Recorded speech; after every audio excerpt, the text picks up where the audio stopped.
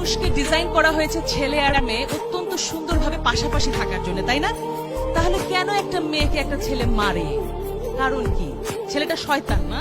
দোষ না, ছেলেরা অনেক ভালো। রফিক স্যার কি দাঁড়াবেন একটু?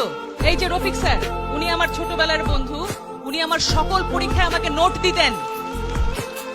তাহলে ছেলে মেয়েতে কি বন্ধু হয়? মনে রাখতে হবে তুমি একজন সুন্দর ছেলে। ছেলেরা যখন মেয়েদের পিছে দৌড়ায় দুইটা জিনিস হয়, হয় হিরো হয় নাহলে ভিলেন হয়। তুমি কি হইতে চাও? হিরো। ভিলেন হইতে চাইলে কি হবে জানো? পিছে পিছে দৌড়াবা, ওই যে পুলিশ এসপি সে ধরে নিয়ে আবার একটু পেদানি দিবে।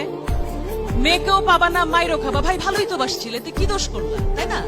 তার মানে দোষটা কোথায়? ওয়ে তুমি রাস্তায় দাঁড়িয়ে শীষ বাজাবা কেন? তুমি ভদ্র হয়ে দাঁড়াও, তুমি তাকায় দেখো, মেয়েটাকে তাকায় না দেখলে মেয়েটা কিন্তু হার্ট অ্যাটাক করে মরে যাবে, যে তাকাই না ছেলেরা আমার দিকে, ঘটনা কি? কিন্তু